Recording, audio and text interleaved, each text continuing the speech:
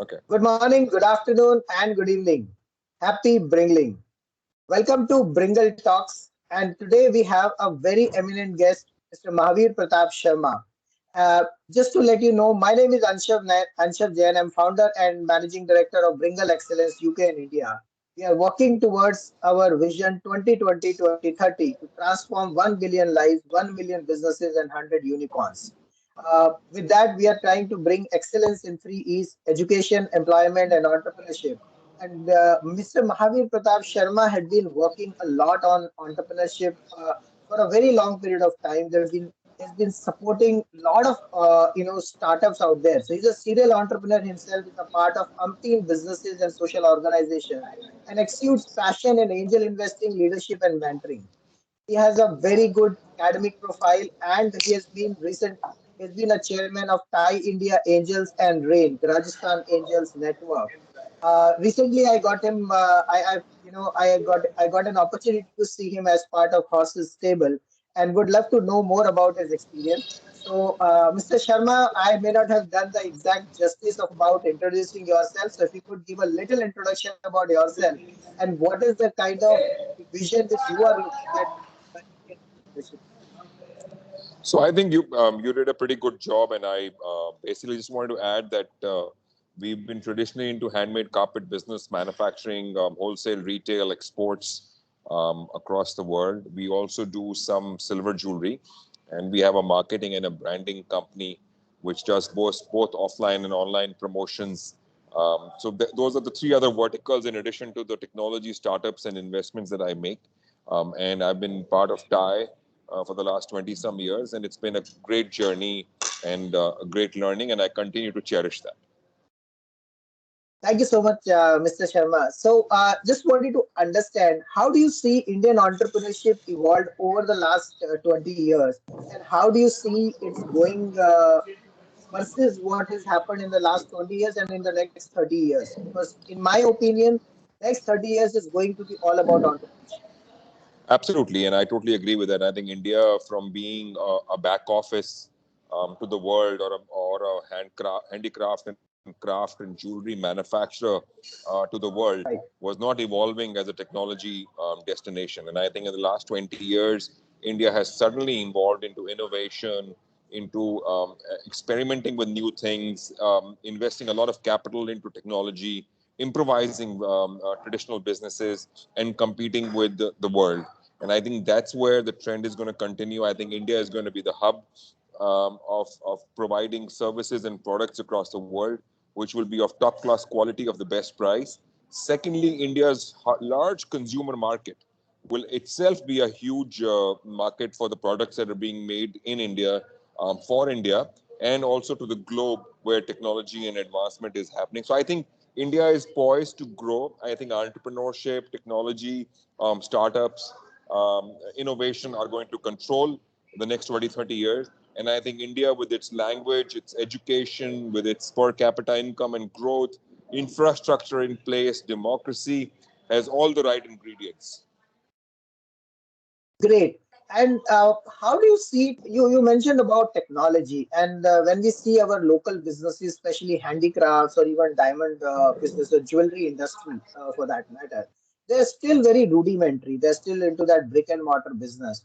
How do you see technology changing the landscape of these industries, and especially the metaverse, the way it is coming up in a very, very big manner?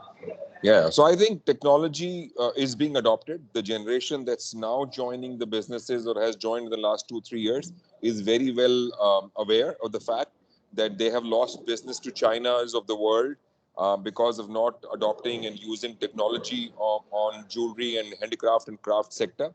And I think that is where they are moving towards, and they're improvising on machinery and technology, and that will change. Moreover, I think commerce and businesses are no longer offline. Things with AR and VR, and actually people and the metaverse, as you just spoke, in the handicraft sector, or furnishings, or even jewelry with AR, VR. I think people will be able to go to directly to consumers. There is going to be disruption at the supply chain level when it comes to exports and wholesale and importers. I think Alibaba's and Alibaba Expresses and many other companies of the world have already done that. Amazon, etc. So I think that's going to continue, and that experience will evolve and actually change the world. And metaverse is just a tool like AR and VR is. Absolutely right. Thank you so much on that.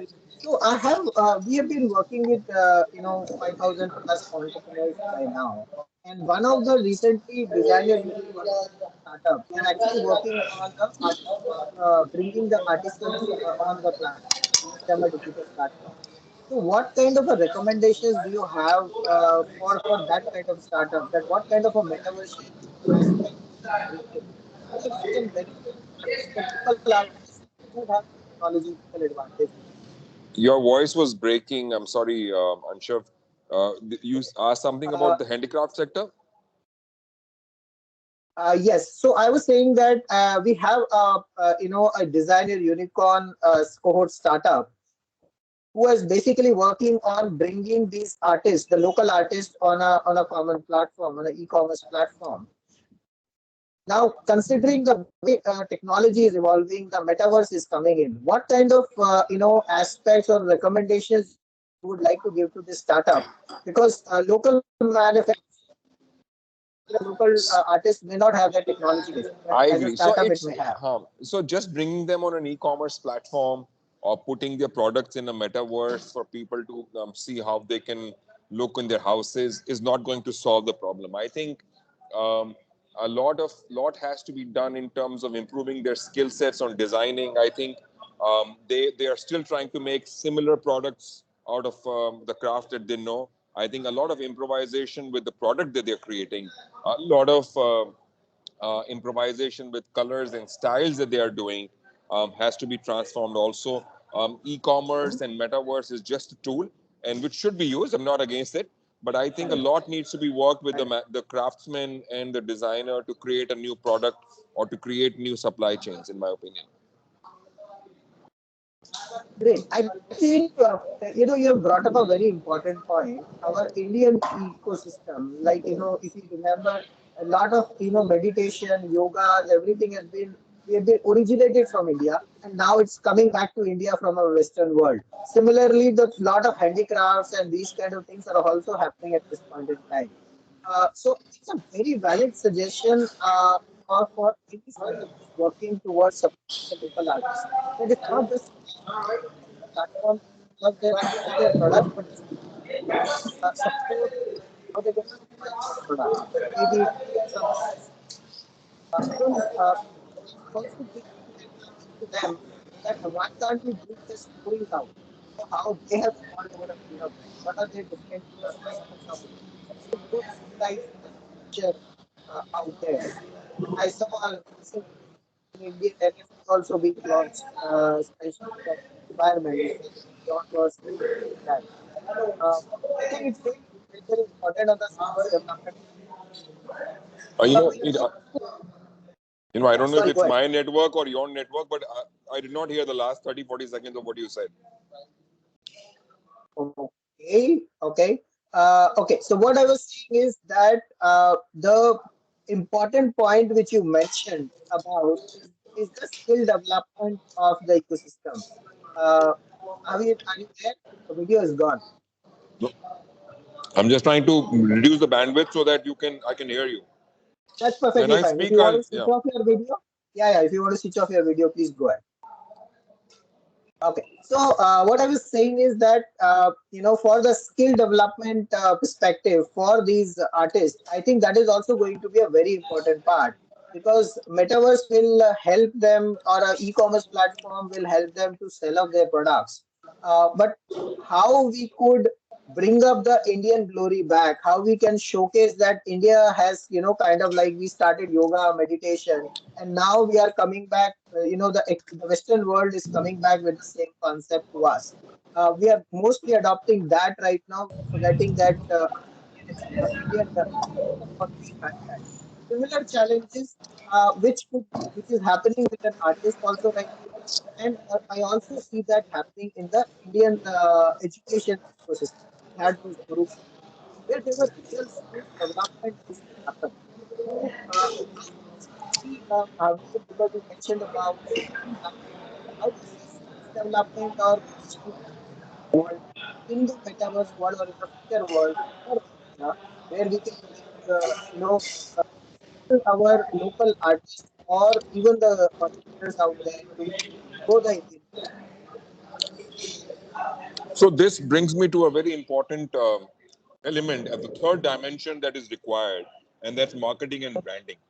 We as Indians are very bad when it comes to creating a brand. We Right. Indians are very bad when it comes to creating a market.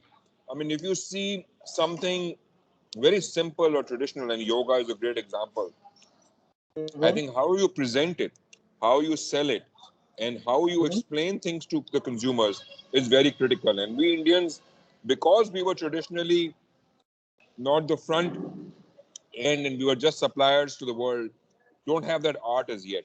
And I think our creative,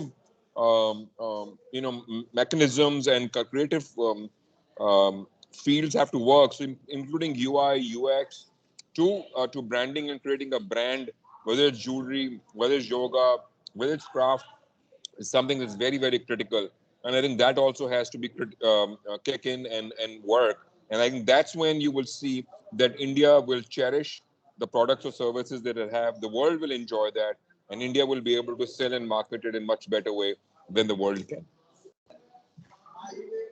You're absolutely right, Mahavir. In fact, there was a discussion which was going on with the startup that how we can बिना bring चीनी की चाय मेरी glass में sorry sorry the how we could bring the stories of these artists on the platform so that people don't buy the products, people buy the stories of them and support the Indian culture out there, which is anyways very prevalent, which will give them more and more business, and that that will allow them to get and try more innovative products out there.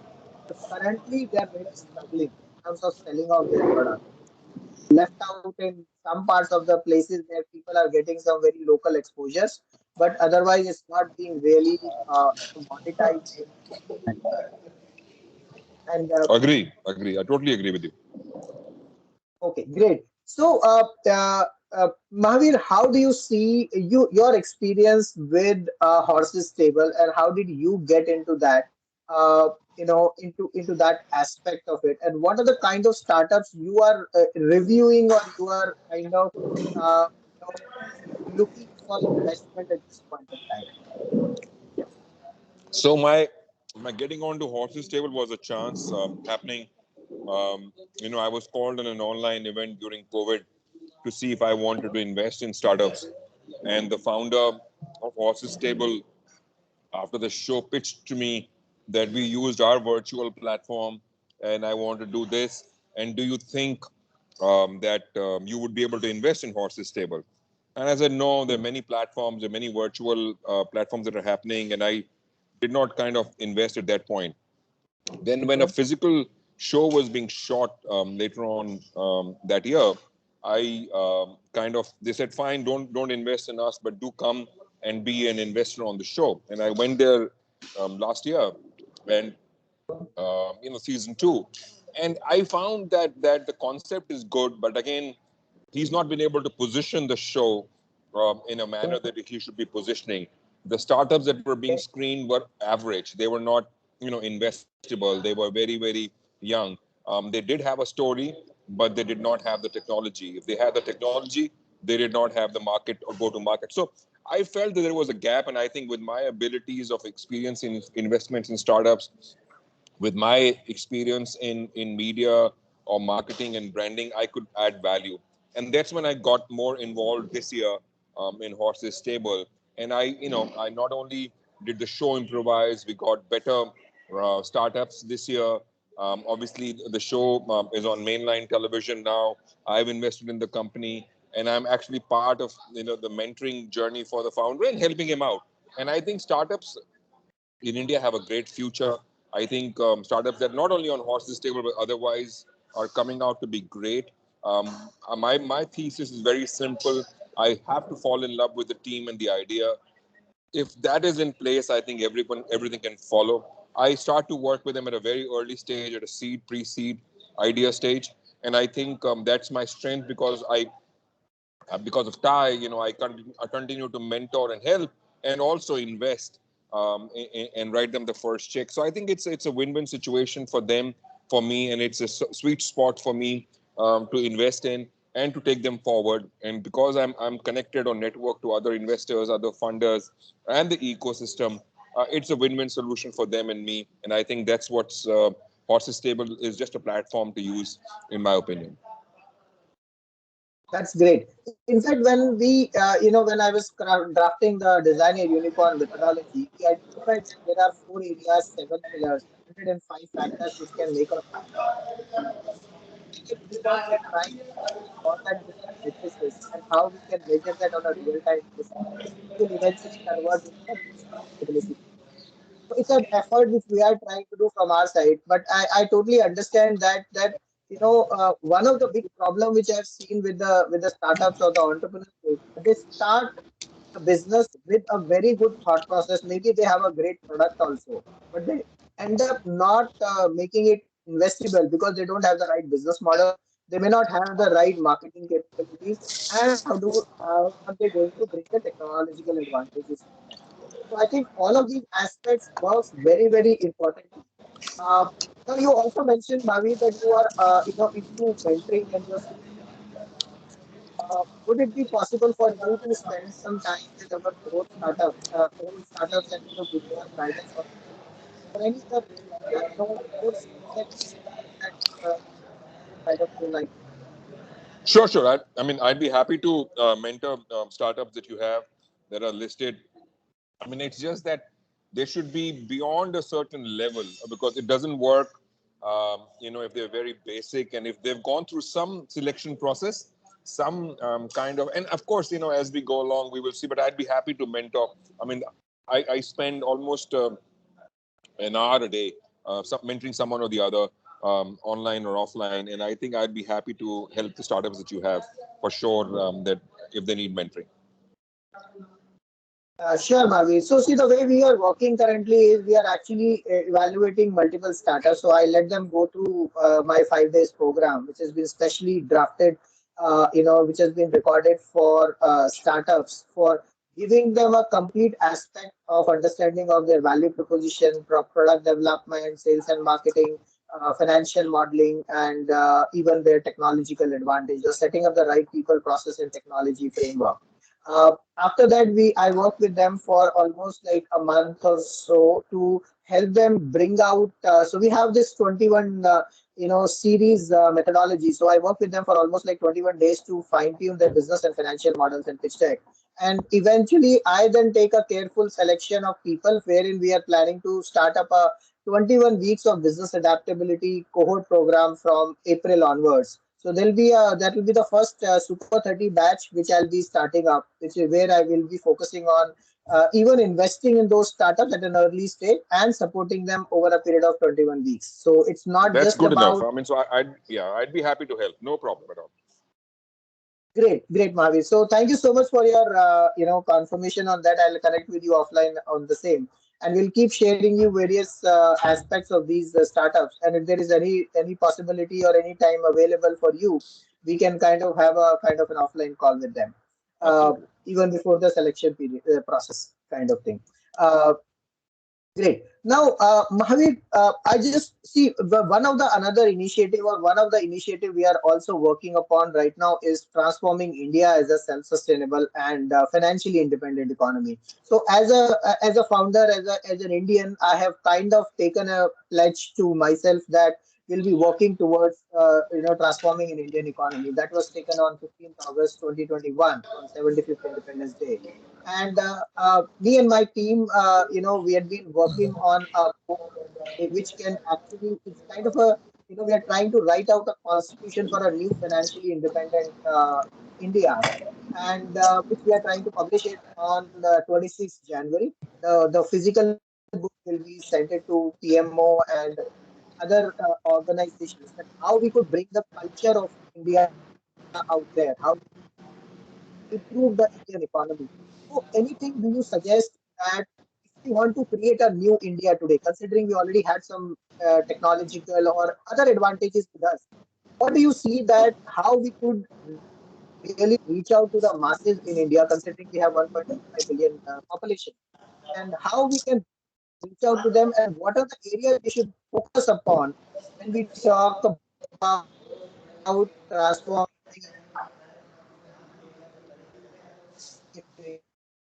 India into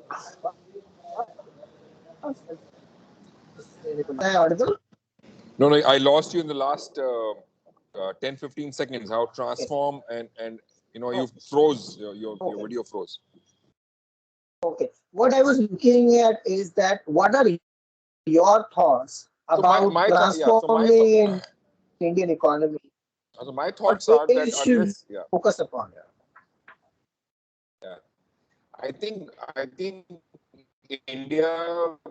My thoughts on the economy, good infrastructure, and when I when I say infrastructure, I don't mean roads and highways. I also mean um, internet, mobile, 5G. All these things have to penetrate to the rural or tier three, tier four cities of India. I think the small and micro level businesses have to be strengthened. I think they have to be connected through technology. I think our penetration and partnership should be seamless. I think there's still barriers of language, there's still barriers of development in certain areas and not in certain areas. I think if India has to grow, India has to grow together. And unless we start from the bottom up, it will not work because top down takes a lot of time. Top down makes the richer more richer. We have to strengthen our people down at the bottom of the pyramid, whether it's with education, whether it's with the infrastructure, whether it's with them having opportunities to grow their businesses or to be able to reach out and buy what is needed. So true democracy at the grassroots level in the fintech, in the networking and highways space, and also market outreach is very, very critical in my opinion. Okay, great. Will it be possible for you to kind of give us a small article, maybe a 500 words or a 1,000 words, which could be included into that book or the book of constitution which we are trying to write and share it with the PMO on that? Time is an issue, but I will try. Just drop Sure. me an See, email and there will I be will try. multiple versions. We'll be looking at it. Okay, sure. I'll do that. I'll do that for you.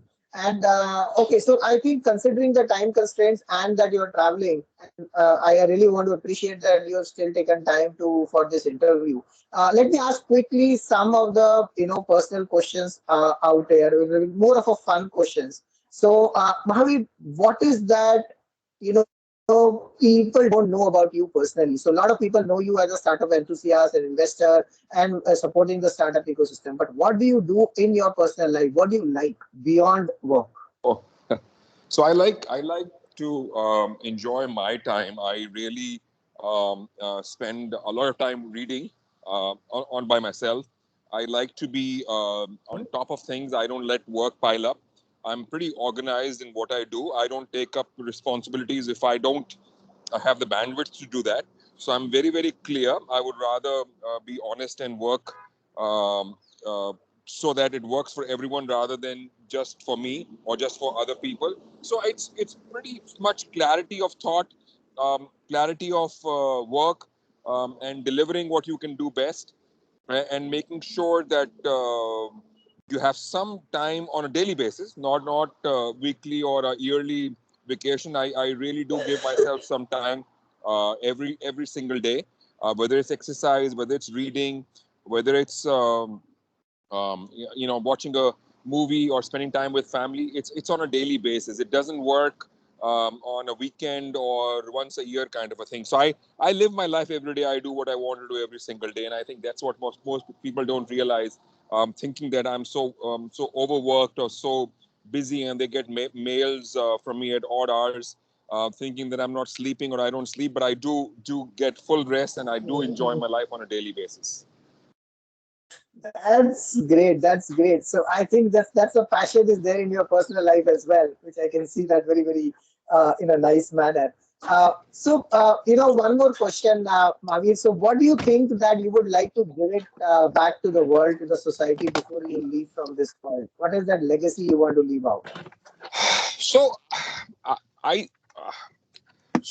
I again, that's something that I do on a daily basis. I think if I can transform lives, if I can create confidence and ability in people to grow themselves, if I can create, inspire people or encourage people or impart knowledge into people and to create a greater person or greater human being and make them capable of helping and doing what I did to do to them. And I think good work, if it goes from good work and knowledge and mentoring and help, if it goes from one hand to 10 and then 10 to 100, the society at large would gain. And I think I'm doing that on a daily basis. I mean, in fact, the fact that I agreed to speak here is because you're trying to transform lives. And I think this is a good platform for me to be able to reach out to people. And I think all of us should do that. It cannot be one person doing everything, it should be a collective effort. And that's why I'm here supporting that. And that's what I want to leave behind. Thank you so much, Bhaviji, for your time and on talking about this. I still see a Indian flag balloon sitting, on that on behind you. It's there on that thing, so that's really good to see an Indian flag in the shape of balloon out there. Great. Okay, so one last question before we call it for this interview right now. Uh, so let's say you get an opportunity to talk to meet three people, dead or alive, and whom those people would be and why. Oh God. I would like to never give it a thought who would be the three people I would like to talk to. I think I would like to talk to people, three kinds of people: people who are extremely successful, Mhm, and how different, to just to understand and talk to them for an hour to understand what makes them different. I would also mhm. like to meet someone who's totally underprivileged, who's been deprived, who thinks that he or she is the most unluckiest person and has suffered a lot. Just to see what extreme the world has to offer. And the third person that I would like to meet, obviously, would be someone. It's basically, if I can know the extremes, I would like to meet people at large who are like you and me, who could help. It's something, not any individual in particular, but I would like to experience the extremes that this world and this life has to offer, and to see what makes them different and how lives can change gradually. Wow, wow! You are actually living your, you have stated it very well. The kind of dream, the kind of work which you are doing, because whenever I ask this question to all my interviewees, they always give me names like Mahatma Gandhi or Nelson Mandela's or all those words, all those big names I get in. Uh, of course, there are some people who are talking about a very common man as well. But the way you have answered it, you have not named it as an individual. You've kind of categorized them and try to understand the both extremes of the world and how you can bridge that gap and make this entire society a better livable one. So with this, I think I won't take too much of your time. Thank you so much, Maveer. It was really pleasure talking to you, and Same here. I am sure your pulse of wisdoms will definitely help somebody or the other out there.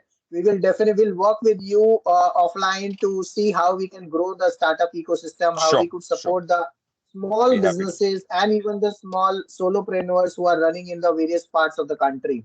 We'll love Absolutely. working. I mean, we'll definitely love working with you, and we'll connect with you offline on the same. Till then, Thank you. thank you so Thank you. much, and Yeah. All right, Anshu. thank you Thank you so so much. much. Thank you. Bye bye. Bye bye. Keep Thanks. bringing, Bye. keep growing. Thank you. Bye.